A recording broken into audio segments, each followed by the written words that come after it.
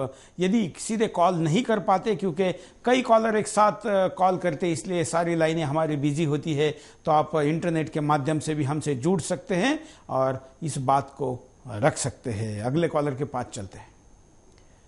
नमस्कार। हाँ सर, अभी वो टीवी पे दिखा रहा है, वो 4 रुपये में क्या खिलाएगा लोगों को। वो जिला डिस्ट्रिक्ट का वो बता रहा है ना अभी। बिल्कुल। दिन भर में क्या 4 रुपये में 4 रुपये में क्या आखा घर का चल सकता है क्या 600 रुपये में महीने में? यही तो बड़ा सवाल है। लेकिन इस सवाल पर जिला डिस्ट्रिक्ट को बोलो हम 600 रुपये देते हैं, एक दिन में 5 आदमी को खिला दे, तो मैं उसको बता रहा हूँ। धन्यवाद। 2700 रुपए का चाय और 8000 रुपए की थाली खाने वाले को आप 600 रुपए क्या देंगे? उनके लिए तो ये किसी टिप से कम नहीं, हालांकि ये टिप भी नहीं देती होगी, क्योंकि इन लोगों को सत्ता की मस्ती इतनी हो जाती है कि इनको इन चीजों की जरूरत नहीं। ये तो गरीबों को अपने जूते के नोक पर रखते होंगे और इसीलिए 4 रुपए की भाषा बोलते होंगे। अगले कॉलर। नमस्कार। वंदे मातरम सुरेश जी। बोलिए। मैं विजय शर्मा बीकानेर से बोल रहा हूँ। हाँ। सबसे पहले तो मैं आपको बधाई देना चाहता हूँ सुदर्शन टीवी को कि जो बिंदास बोल नाम का ये कार्यक्रम है, इसकी सफलता का सबसे बड़ा गवाह मैं हूँ। क्योंकि मेरा 8 साल का 8वीं क्लास का बच्चा जो कार्टून फिल्में और कॉमिक्स छोड़कर आपके इस कार्यक्रम का इंतजार करता है और उसके सब्जेक्ट के ऊपर अपना व्यू आपको हमेशा देता है। बिल्कुल।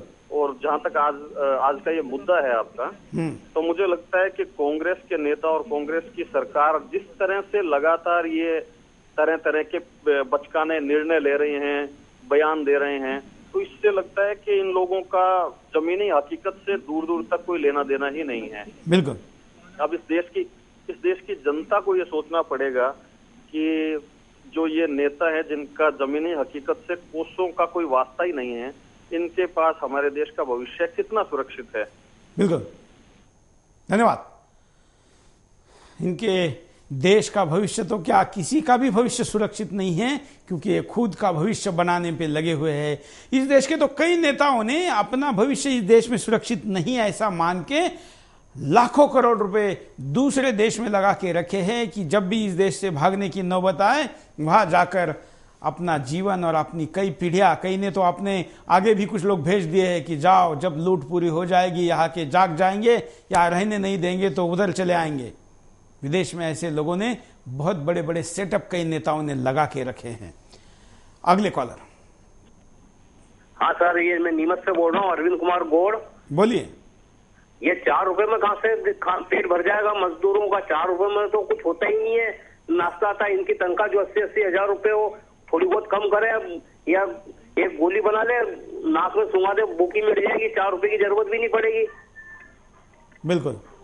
शायद ये वही तो हो रहा है जो आप कह रहे हैं, वो मारने की तो बात है। अरे धन्यवाद। दिल्ली में खुले आसमान के नीचे, ब्रिज के नीचे, फ्लाईओवर के नीचे सोने वालों लोगों की संख्या लाखों में है, जिनको इस ठंड में, इतनी बड़ी ठंड में रहने के लिए जगह नहीं, रन बसेरे बनाए हुए हैं, वहां पर कंबल नहीं, कंबल है तो नीचे सोने के लिए जगह नहीं। एक विशेष बात बताता हूं, ये आप खुलेआम मीडिया में सर्च कर सकते हैं, नेट पे सर्च कर सकते हैं। सरकार ने जो मुफ्त में सोने के लिए रैन बसेरे बनाए हैं, वहां पर भी जो कुछ लोग गुंडागर्दी करके ठेका बना लेते हैं, वो भी रात में भिखारी को सोने के लिए 10 रुपए मांगते हैं। 2 नंबर में जिस शीला दीक्षित के राज में सरकारी फुकट के रैन बसेरे में सोने के लिए गुंडे को 10 रुपए देने पड़ते हैं, वहां पर शीला दीक्षित 4 रुपए में एक दिन निकालने की बात करती है। अगले कॉलर। नमस्कार। मैं हरिभाई बोल रहा हूँ गांधीधाम से। बोलिए हरिभाई। मेरा ये सुझाव है कि शीला दीक्षित को आप बताइए कि आप अपने पूरे तंत्र में, पूरे भारत में एक ढाबा खोल दीजिए और जो लोग 4 रुपए देंगे उनको खाना खिला देना।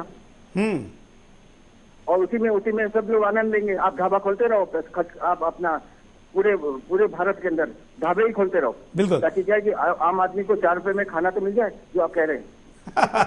और ये जो शीला का ढाबा है जिसमें वो कहती है कि हम लोगों को दे रहे हैं, उनके अकाउंट में पैसे दे रहे, ये अपने बाप की कमाई नहीं दे रहा है कोई नेता, ये आपके टैक्स से, हमारे टैक्स से जो पैसे जा रहे हैं सरकार की तिजोरी में, उसमें से पैसे दिए जा रहे हैं। और एक ध्यान रखिए, ये जो डायरेक्ट अकाउंट में पैसे देने की बात ऊपर ऊपर बड़ी ही अच्छी दिखती हो, लेकिन जो हमारा राशन का दुकान होता था, वहां पर कम से कम सामान मिलता था। अब वो दुकान अगर नहीं रहेगा, सीधे अकाउंट में पैसे आएंगे तो बाजार भाव से हमें खरीदना पड़ेगा, गरीब को सामान खरीदना पड़ेगा। और बाजार का भाव तो क्या है, एक प्याज की कीमत 4 रुपए हुई है, तो पूरा खाना कहां से आएगा। अगले कॉलर। हाँ सर, बोलिए। हेलो। हाँ जी सर, मैं चेतन सत्ता बोल रहा हूँ अलीगढ़ से। जी, ये जो शीला जी जो 4 रुपए में खाना दे रही है, मैं कहना चाहता हूँ कि शीला जी, मनमोहन सिंह जी, राहुल जी और सोनिया जी एक दिन में ही 600 रुपए का खाना खा सके तो गरीबों का भला हो जाएगा। धन्यवाद। अगले कॉलर। हेलो, बोलिए। हाँ जी बॉस, ये जो शीला जी दिखा रही है बार बार, और कांग्रेस गवर्नमेंट कह रही है कि 600 रुपए में 1 महीने का मतलब जो है 5 आदमी खाना खा सकता है। तो ऐसा नहीं हो सकता कि शीला जी गद्दी छोड़ दें, 1200 रुपए की पब्लिक जो है वो उनको 12,000 रुपए महीने दे देगी, वो गद्दी छोड़ दें। और गद्दी छोड़ करके वो चुपचाप घर का काम देखें। वो सरकार चलानी कांग्रेस के बस की अब बात नहीं रह गई है। बिल्कुल। शीला जी जैसे लीडर्स को तो कतई कोई मतलब ही नहीं है गवर्नमेंट चलाने का। धन्यवाद। हम आपको बाबा रामदेव ने इस विषय पर क्या कहा, देखिए बाबा रामदेव का बयान। 600 रुपए में तो एक वक्त का नाश्ता भी पूरा नहीं पड़ता होगा, और गरीब यदि 600 रुपए में राशन खरीदने जाएगा तो ज्यादा से ज्यादा 2 किलो दाल और 10 किलो आटा खरीद सकता है। क्या 5 आदमियों का महीने भर पेट 2 किलो दाल और 10 किलो आटे से भर पाएगा? यह सरकार पूरी तरह से असंवेदनशील हो चुकी है, और अन्नश्री योजना के बहाने वो गरीबों की अपमानश्री योजना की शुरुआत कर चुकी है।